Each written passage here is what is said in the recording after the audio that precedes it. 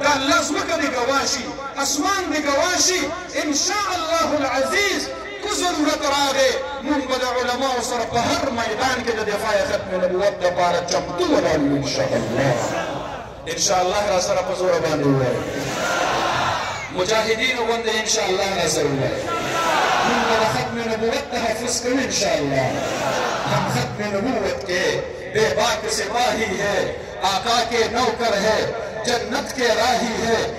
जन्नत लार दा من قادیانیت رکاول من دغه فتنه مخې ته ودرېږو من د هغې مخې ته په تعلیمي میدان کې هم ودرېږو په تعلیمي ادارو کې د سکول او د کالج سټوډنټانو ځوانانو وروڼو په خپل چاپېرچول کې د خپل ډسک فلوز سره د خپل کلاس فلوز سره د خپل رومیټ سره او د خپل سکول او د کالج یونیورسټۍ د ملګرو سره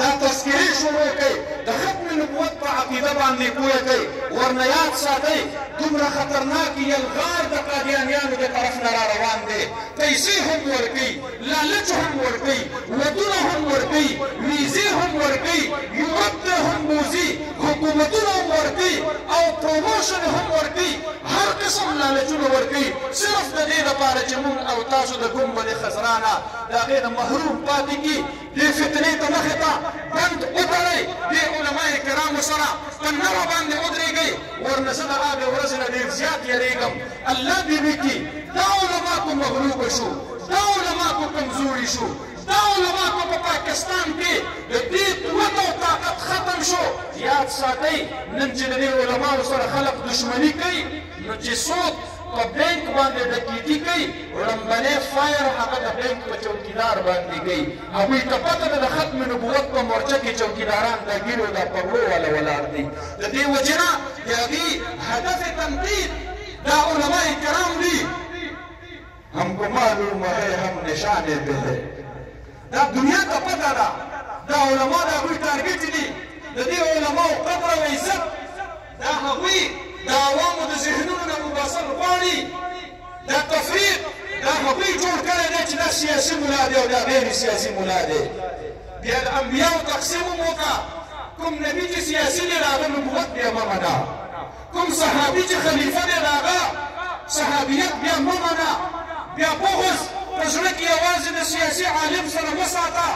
بیا په زړه کې بغض د سیاسي تابعي سره وساته نر شه د سیاسي صحابي سره وساته نر شه د ابوبکر صدیق په باره کې د څه خیال دی عمر فاروق په باره کې د څه خیال دی عثمان ذوالنورین په باره کې د څه خیال دی علي المرتضی باره کې د څه خیال دی د بني اسرائیل انبیاء کرام د خپل وخت حاکمان او سیاستدانان وو زه نه وایم جناب نبی کریم صلی الله علیه وسلم وایي دوی ته پته ده چې کوم علما په پارلمنټ کې وو هغې علماو په سن 1974 کې په موږ باندې د کفر ټاپه لګولې ده موږ چې نن په پاکستان کې